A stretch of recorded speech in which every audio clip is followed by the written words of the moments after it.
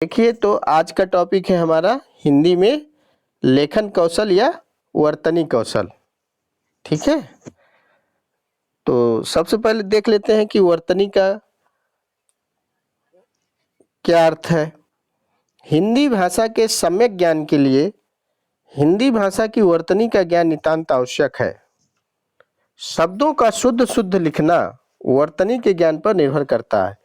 छात्र का जितना अधिकार शब्दों की वर्तनी पर होता जाता है, उतना ही उसका अधिकार भाषा पर हो जाता है।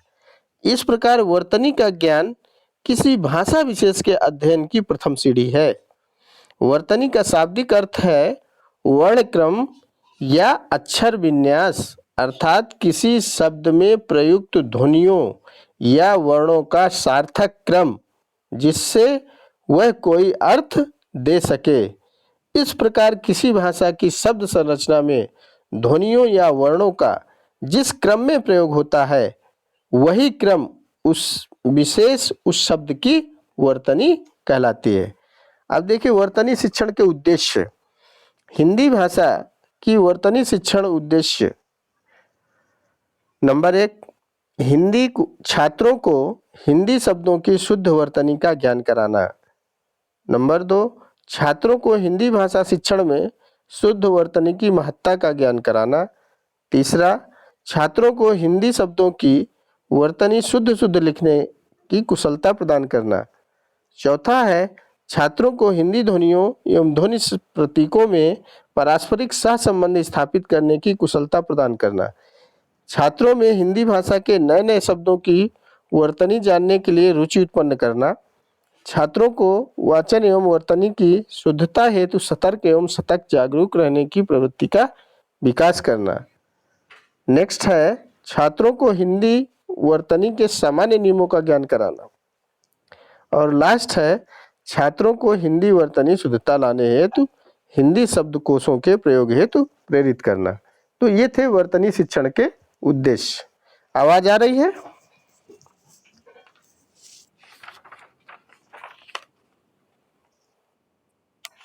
अब देख लेते हैं हिंदी वर्तनी के नियम। हिंदी वर्तनी के नियम कौन कौन से हैं? तो पहला नियम है हिंदी वर्तनी का संयुक्त वर्ण। ध्यान से समझिएगा, संयुक्त वर्ण। आ खड़ी पाई वाली व्यंजनों का संयुक्त रूप खड़ी पाई को हटाकर बनाया जाएगा। ध्यान से समझिएगा।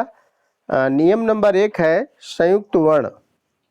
इसमें खड़ी पाई वाले व्यंजनों का संयुक्त रूप खड़ी पाई को हटाकर बनाया जाएगा, यथा सभ्य, व्यास, उल्लेख, उत्सव आदि।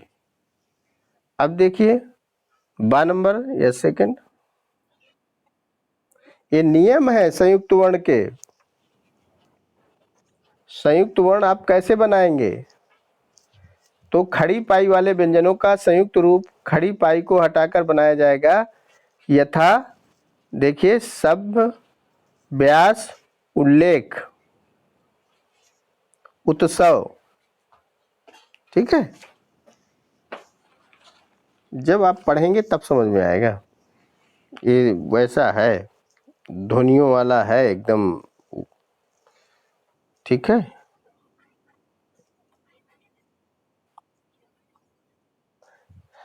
खड़ी पाई वाले व्यंजन नहीं जानती? हाँ, पढ़ा नहीं है? एक अच्छा, एग्जाम्पल सभ्य बता रहे हैं, तो इसमें खड़ी पाई हट गई है कि नहीं भा में? है व्यास, उल्लेख, उत्सव, और कैसे बनेंगे संयुक्त वर्ण? है जी हाँ, खड़ी पाई वाले व्यंजनों का संयुक्त रूप खड़ी पाई को हटाकर बनाया जाएगा, जैसे सभ्य, व्यास, उल्लेख, उत्सव आदि। इसी में संयुक्त वर्ण का दूसरा नियम है, सब पॉइंट है, ठीक है, का और फा के संयुक्त अक्षर पक्का एवं दफ्तर की तरह बनाए जाएंगे। ठीक है। संयुक्त रा के प्रचलित तीनों रूप यथावत रहेंगे, जैसे राष्ट्र चिन्ह बनाते हैं नीचे, और धर्म ऊपर रकार उड़ाते हैं, प्रकार, ये तीनों प्रकार के चिन्ह बने हुए हैं। ठीक है। आदि, जैसे संयुक्त में लिखते हैं ना, राष्ट्र लिखा ना आपने, तो नीचे रकार लिखते हैं। जब धर्म लिखते हैं तो ऊपर रकार उड़ाते हैं। प्रकार लिखते हैं तो प्र में रकार लगाते हैं। ठीक है। तो ये तीनों प्रकार तीन रूप से जो है प्रचलित है। क्लियर। आगे देखिए, संयुक्त वर्ण का ही नियम मैं आगे बता रहा हूं आपको। सीटी वाला सा प्लस रा यानी श्रय लिखा जाता है। यथा जैसे आप श्री लिखते हैं, श्रुति लिखते हैं, श्रम लिखते हैं। ठीक। अब देखिए, ऋषि का प्रचलित रूप ही मान्य होगा।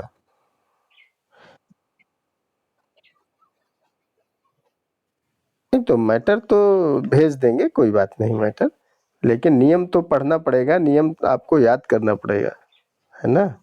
तभी तो अक्षरों का आप कर पाएंगे, वर्तनिक कौशल है जो आपका, उसको सीख पाएंगे। ठीक है। तो देखिए, जैसे ऋषि का प्रचलित रूप ही मान्य होगा। जैसे पृथ्वी, पृथ्वी में नीचे राकार लगाते हैं, मृत्यु, ग्रह आदि। ता और रा के संयुक्त अक्षर के रूप में त्वर और त्रा के रूप में मान्य है। यथा पुत्र, पुत्र। ठीक है। नेक्स्ट नियम है टा ठा डा ढा को हलंत चिन्ह के साथ लिखा जाएगा।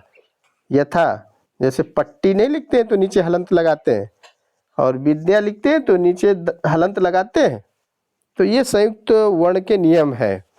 अब देखिए, दूसरा जो नियम है विभक्ति चिन्ह। आवाज आ रही है कि नहीं?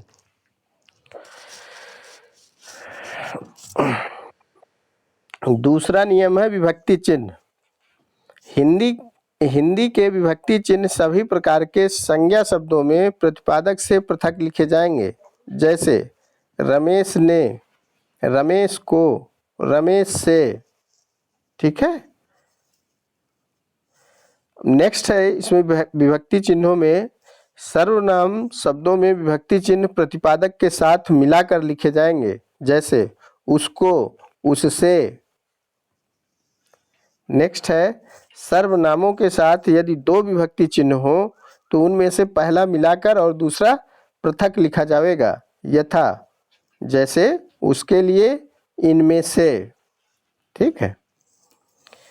नेक्स्ट है, इसी में सर्वनाम और विभक्ति के बीच ही तक आदि का निष्पात हो तो विभक्ति को पृथक लिखा जाएगा।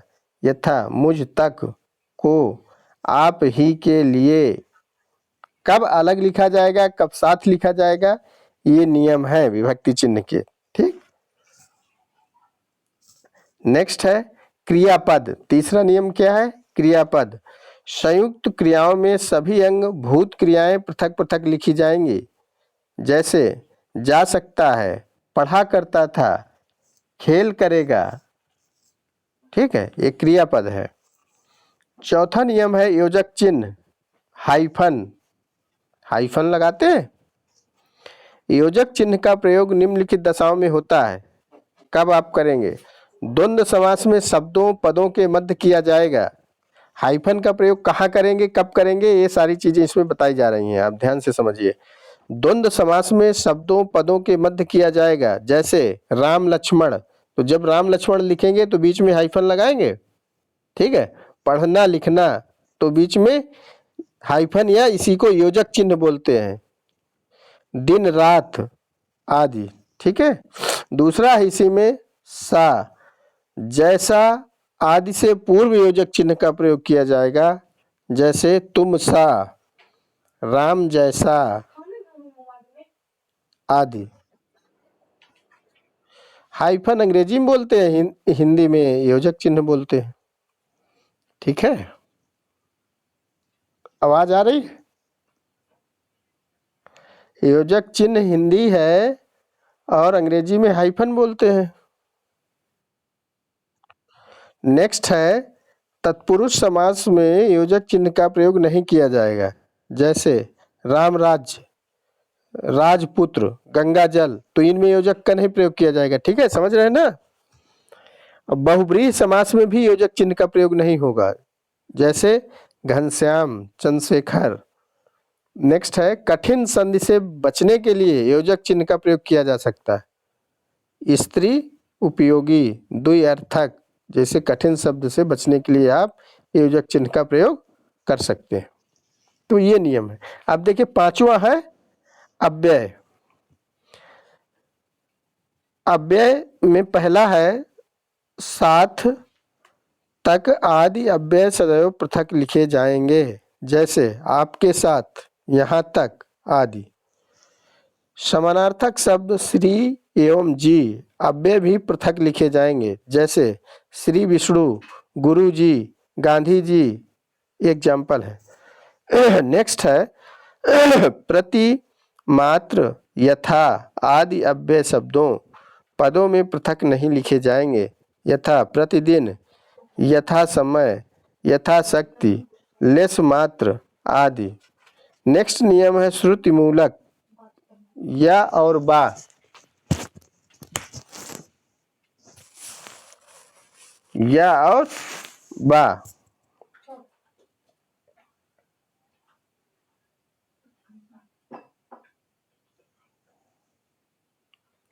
अब देखिए श्रुति मूलक में या और बा, जहां श्रुति मूलक या और बा का प्रयोग विकल्प से होता है वहां ना किया जाए। जैसे दिखाए गए, राम के लिए। ठीक है।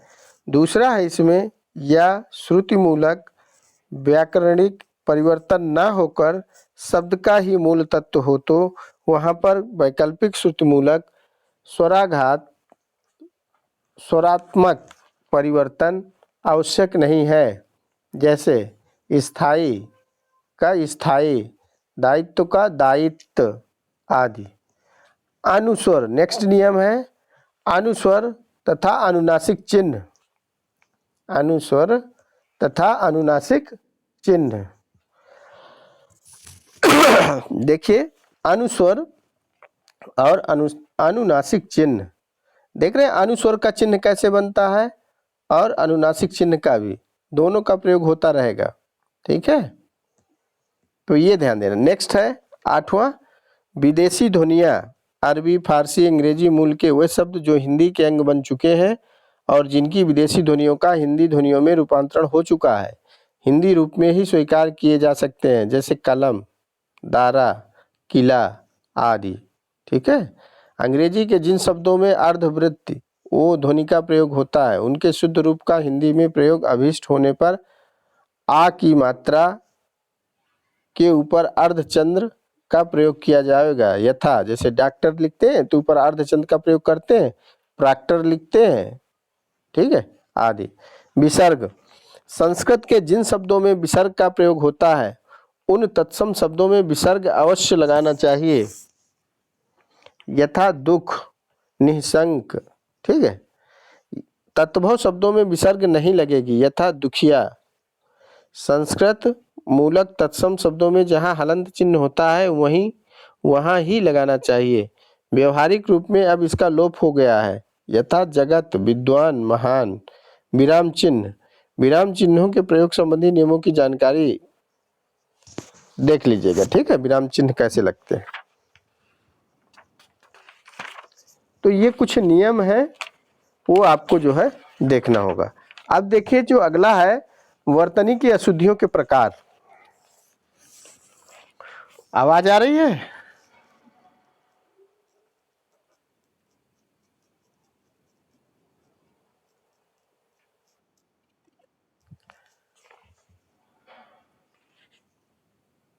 आनंद है, पूजा है, करिश्मा है, रूबी है, श्वेता है, उद्धारक है। विकास नहीं है। 3 3 6, एक कौन नहीं है? हाँ, आकाश। ठीक है, ठीक। चलिए कोई बात नहीं है ना। अब समस्या है तो कोई बात नहीं। चलिए देखते हैं हम लोग वर्तनी की अशुद्धियों के प्रकार। वर्तनी की अशुद्धियां कई प्रकार की होती हैं, ठीक है, जिनको हम लोग देखते हैं। नंबर 1, हिंदी वर्णों एवं मात्राओं की अशुद्धियां। हिंदी वर्णों एवं मात्राओं की अशुद्धियां देखिए कैसे होती हैं। छात्र हिंदी वर्णों एवं मात्राओं का उचित ज्ञान न होने के कारण वर्तनी की अशुद्धि करते हैं, ठीक है। वर्णों की अशुद्धियां, अनावश्यक वर्ण, तुमने के स्थान पर तुमने, वर्णों का लोप, अध्ययन के स्थान पर अध्ययन, स्थान परिवर्तन, विशेष के स्थान पर विशेष, ठीक है। तो ये है। दूसरा है मात्रा संबंधी अशुद्धियां। हिंदी की मात्राओं का उचित ज्ञान न होने के कारण भी छात्र मात्रा संबंधी निम्नलिखित अशुद्धियां करते हैं। मात्रा का लोप, जामुन के स्थान पर जामन। दूसरा है स्थान परिवर्तन, पश्चिम के स्थान पर पश्चिम, पश्चिम। अनावश्यक मात्रा, प्रदर्शनी के स्थान पर प्रदर्शनी। अशुद्ध मात्रा, कवि के स्थान पर कवि। अय तथा ए तथा अय की मात्रा ऐनक के स्थान पर ऐनक, ठीक है। तो इस तरह से जो है मात्रा संबंधी भी त्रुटियां होती हैं। नेक्स्ट है अनुस्वर तथा अनुनासिक के प्रयोग संबंधी अशुद्धियां। छात्र सामान्य रूप से अनुस्वर तथा अनुनासिक के अशुद्ध प्रयोग से वर्तनी में अशुद्धियां करते हैं, यथा कंठ, संवाद, कांड्या आदि, ठीक। हल की अशुद्धियां, छात्र हल के अशुद्ध प्रयोग के कारण वर्तनी की अशुद्धियां करते हैं, यथा अर्थात, जगत आदि। स्वरों की अशुद्धियां, छात्र हास्य एवं दीर्घ स्वरों के अशुद्ध प्रयोग के कारण वर्तनी की अशुद्धियां करते हैं।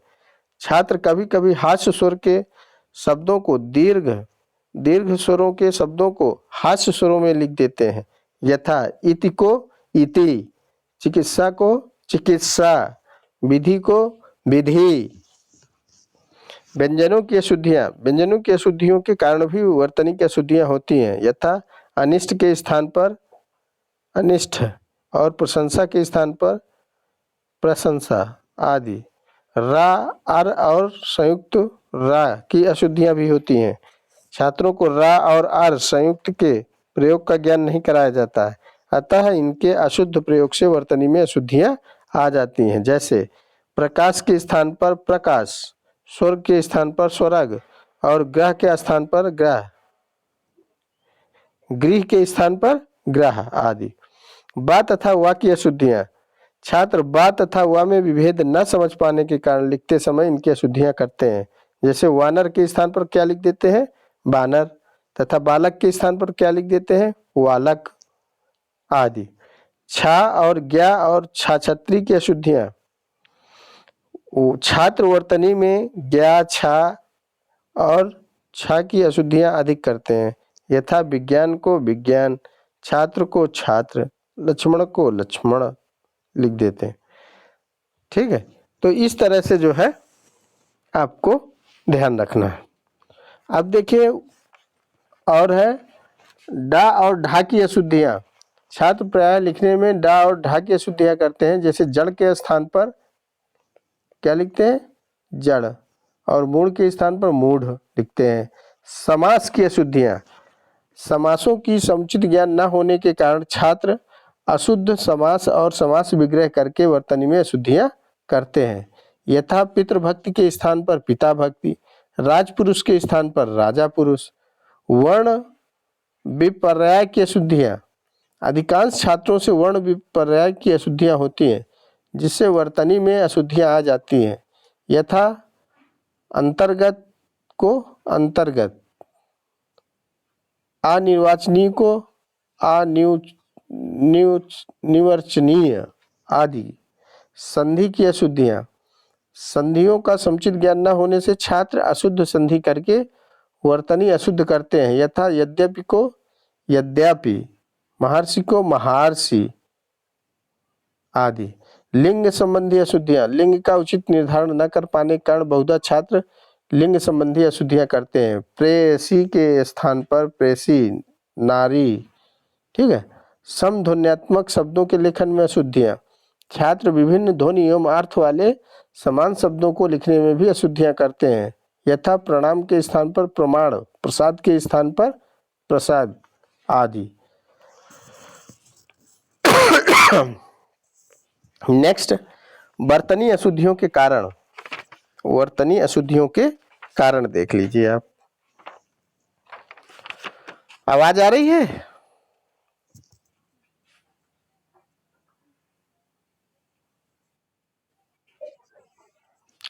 वर्तनी अशुद्धियों के कारण। अशुद्ध उच्चारण। पहला कारण है अशुद्ध उच्चारण। वर्तनी की अशुद्धियां अशुद्ध उच्चारण के कारण होती हैं। कभी कभी शिक्षित व्यक्तियों से भी वर्तनी की अशुद्धियां उच्चारण दोष के कारण हो जाया करती हैं। ठीक है। नेक्स्ट, जो व्यक्ति सा के स्थान पर सा का उच्चारण करते हैं वे सा के स्थान पर सा ही लिखते हैं, जैसे देश को देश, श्याम को श्याम आदि।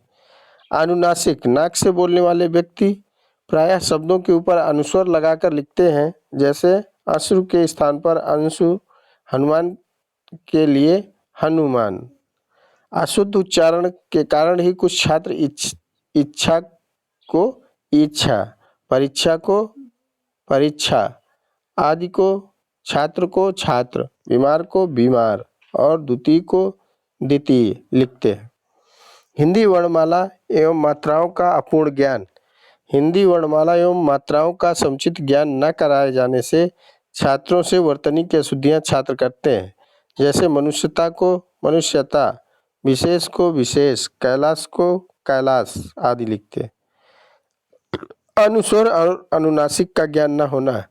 छात्रों को अनुस्वर और अनुनासिक में समुचित भेद नहीं बताया जाता, जिससे छात्र वर्तनी की अशुद्धियां करते हैं, जैसे संसद को संसद, अहिंसा को अहिंसा आदि।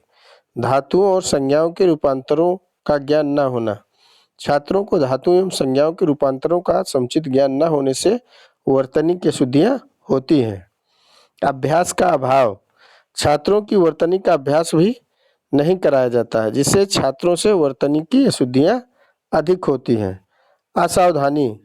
छात्र शब्दों को भली प्रकार सुनने एवं लिखने में असावधानी करते हैं, जिसके परिणाम स्वरूप शीघ्रता से लिखने में प्रायः शब्दों के बीच के अक्षर छूट जाते हैं, जैसे अध्ययन के स्थान पर अध्ययन, समानांतर के स्थान पर समांतर और वर्णात्मक के स्थान पर वर्णात्मक।